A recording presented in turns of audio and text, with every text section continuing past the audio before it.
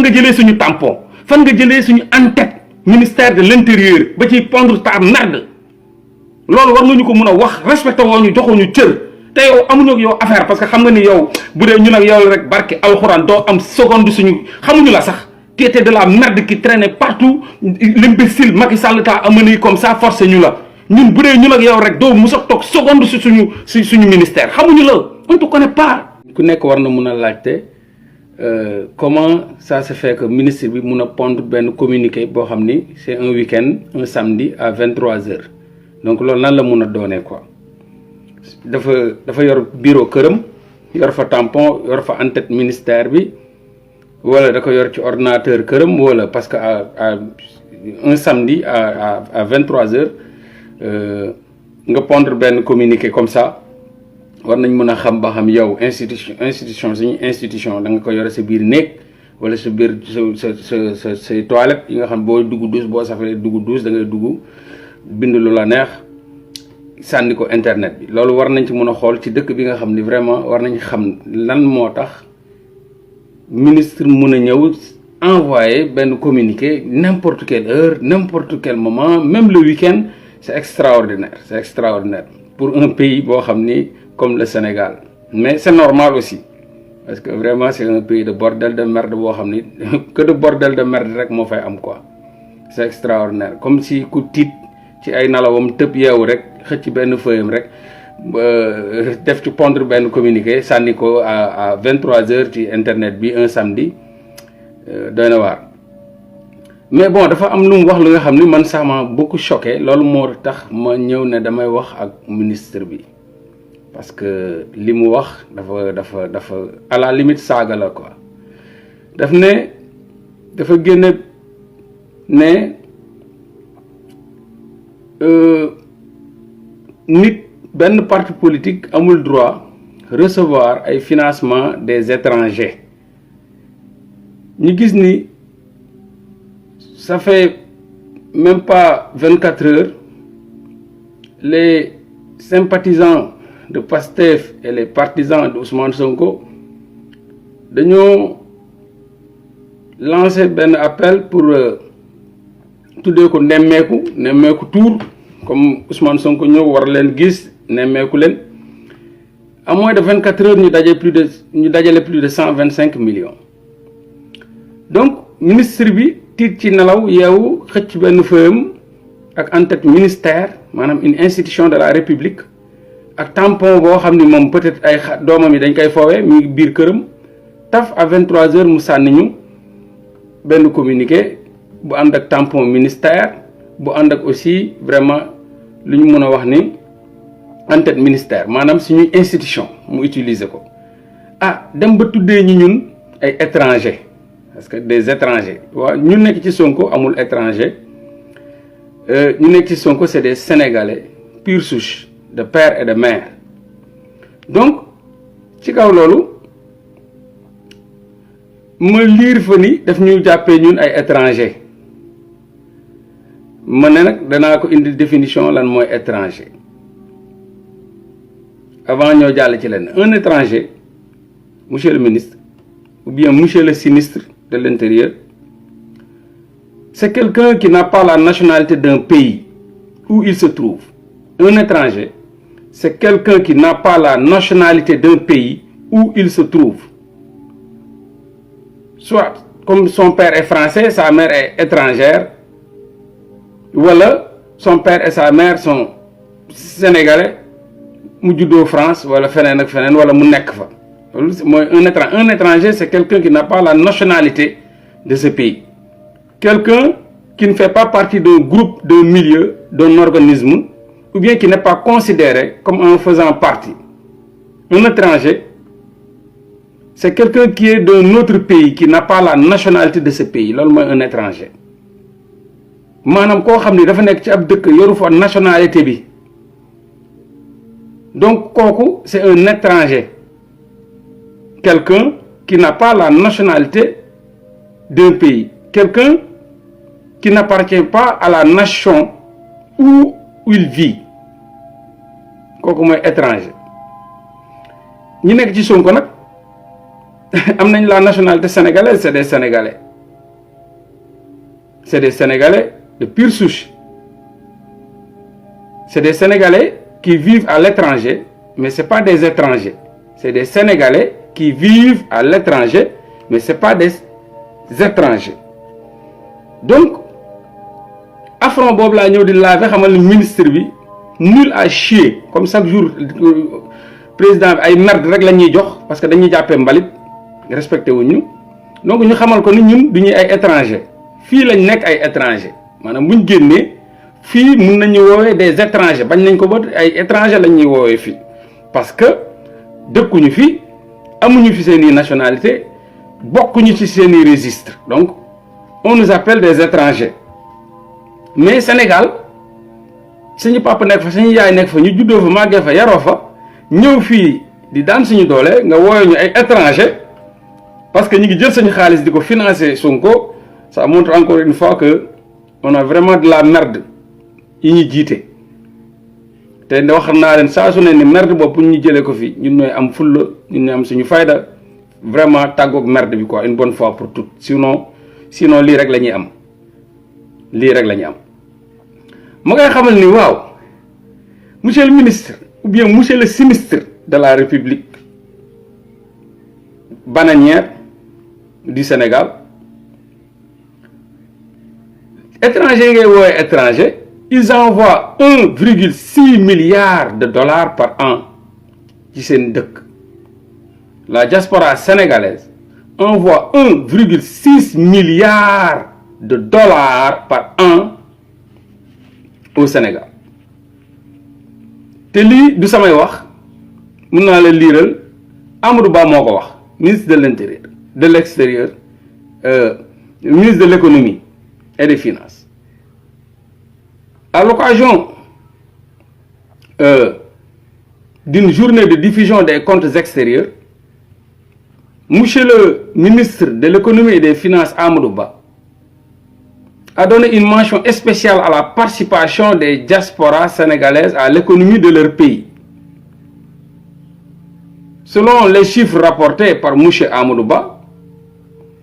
la contribution des Sénégalais de l'extérieur, des Sénégalais ngeen leen woowee imbécile que vous êtes, vrai doomi xaraam que vous êtes, di changer nu mu leen neexee seeni discours ak di fooye askan wi ak di football ci seen xel yi lii yéen a ko wax. Donc Amadou Ba a félicité les Sénégalais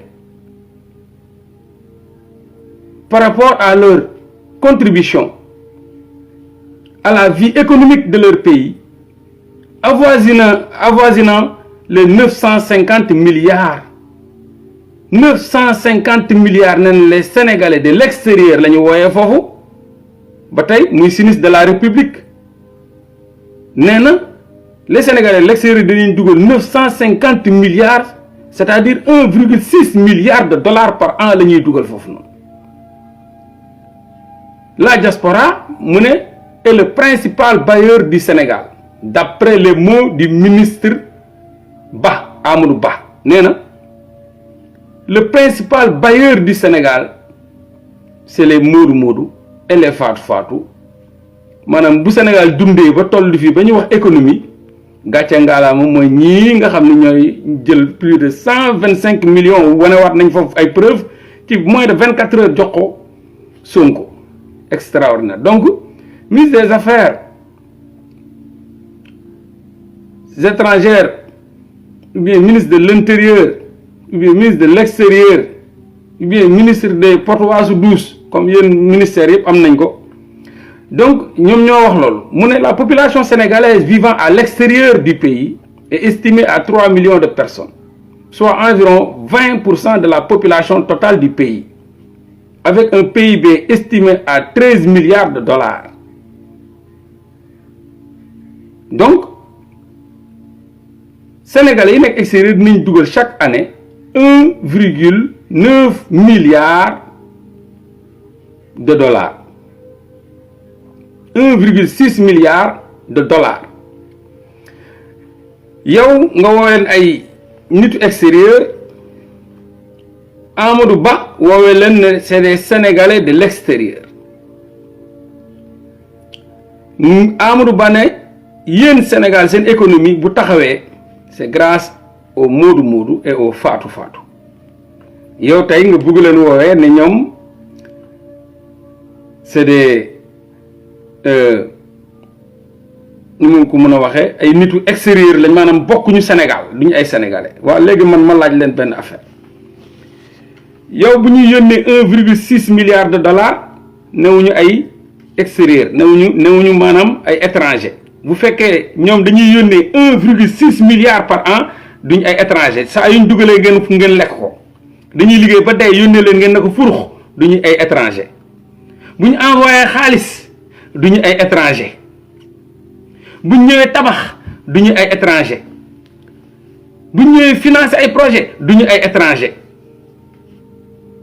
bu ñëwee pour football duñu ay étranger Sadio Mané xanaa étranger la loo koy doyee Sadio Mané étranger la sa footballeur yëpp ay étranger lañ yéen doo leen rus quoi c'est-à-dire yéen gàcc du leen rey yéen c'est-à-dire il faut que sénégalais yi ñëw rek bomba claat seen maam yi rek ngeen jóge fa quoi parce que yéen gàcc du leen rey kon yow sa équipe nationale ñu fa nekk yëpp ay étranger lañ parce que ña fa nekk ñooñu ñëpp ci kaw bi lañ nekk kon yow tu fais jouer des étrangers donc ñun suñu équipe nationale bi ay étrangers ñoo ko composé c'est pas des sénégalais buñ leen yónnee xaalis ngeen di ko furux 1,6 milliard étrangers 15% du PIB ay étrangers Sénégal sax amuñu PIB PNB lañ am ils ont un développement exogène un développement exogène mooy un développement qui vient de l'extérieur Sénégal amuñu développement endogène amu fa PIB amu fa existé wu fa Sénégal lu ñuy lekk ak lu ñuy naan yëpp ça vient de l'extérieur boutiques yi fa nekk yëpp c'est des boutiques de l'extérieur alal gu ñuy lekk lépp alal gi extérieur la jógee y a pas de développement endogène au Sénégal y a un développement exogène au Sénégal y a pas de PIB y a le PNB le produit national brut y a pas de produit intérieur brut amul lan lu ñuy defee Sénégal lu ñu fay consommer amul gerte gi chinois yi dañ koy jël yóbbu defar huile bi indi yónnee ko jaay ko plus cher et cetera et cetera mosoo gis or bi mos ngeen gis oru Sénégal or de Sabodola kan la ko yaayam mus a takk or bu jógee Sabodola kan moo ci mus a teg bët mos ngeen gis zircon bi mos ngeen gis diamant bi mos ngeen gis pétrole bi donc le Sénégal n'a pas un développement endogène il a un développement exogène tout vient de l'extérieur vous n'avez absolument rien du tout mosu leen exploiter dara ni ressources ni minière ou énergétique amul lenn dara amu leen ko tous vous êtes un mendiant le Sénégal est un mendiant ci biir dëkk yi duñu tous duñu nix mais yow démb ñii bu ñëwee di football vous les appelez pas des étrangers bu ñu yónnee ay 1,6 milliard de dollars duñu ay étrangers bu ñu gérer ce PIB duñu ay étrangers te da nga leen di calculer ci PIB bi produit intérieur brut bi da nga leen di calculer seen économie boo leen di def l'indice économique da nga leen di calculer la diaspora 1,6 milliards yi da ngeen koy calculer ba ne 15% la du PIB Matar Ba moo ko wax Mamadou Ba moo ko wax Amadou Ba ministre des finances ngeen calculer ni moodu yi xaalis bi ñu yónnee ak faatu yi 15% la du PIB de l'économie du Sénégal après tey ngir xëyaat beneen ministre bu jógee fële pondre de la merde ne ñii ay c'est des étrangers parce que amul benn étranger c'est des Sénégalais ñoo cotisé plus de 125 millions encore une fois yónnee ko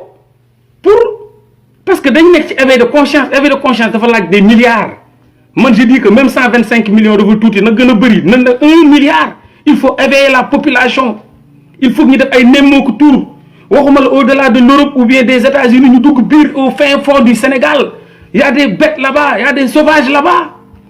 au fin fond partout au Sénégal à Dakar partout l'achat de conscience dëkk bu mu am mooy yeewuñu dëkk boo gis mu am achat de conscience ça montre que dëkk bi yeewuñu nañ dem Fouta nañ dem Tamba nañ dem Kaolack nañ dem Diourbel foofu la ñu war a dem éveiller la population dañ leen xiifal marloo leen rafleloo leen amuñu lu ñu lekk amuñu lu ñu naan pour nga jàllale sa message il faut nga jox leen lu ñu lekk saako bu deful taxaw lañ lay wax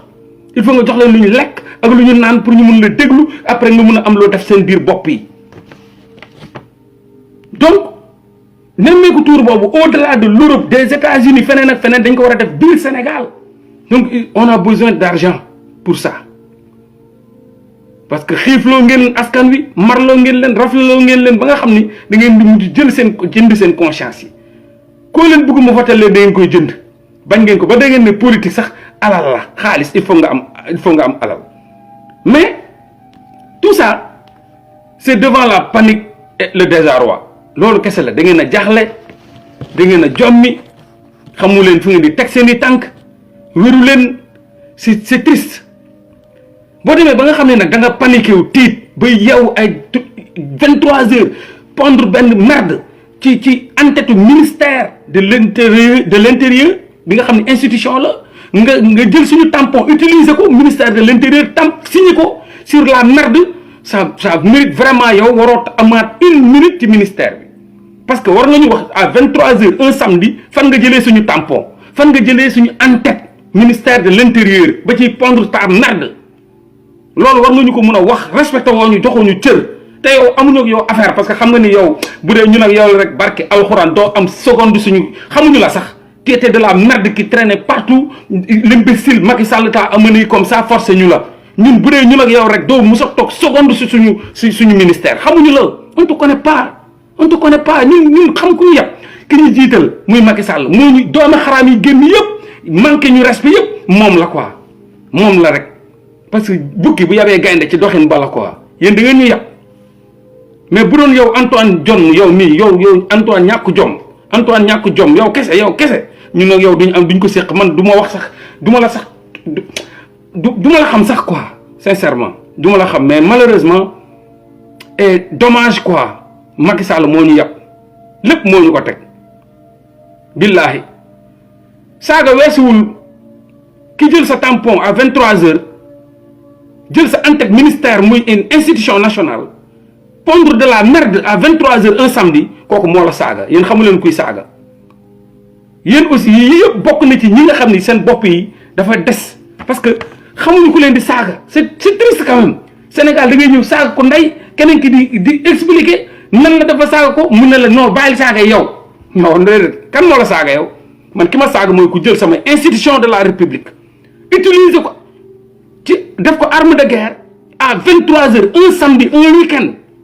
nga boo demoon ministère de l'intérieur ubbiwuñu à 23h un samedi ministère de l'intérieur ubbiwuñu un soir à 23h un samedi soir à 23h ministère boo duggoon foofu doo fa fekk kenn ku dul ay gardien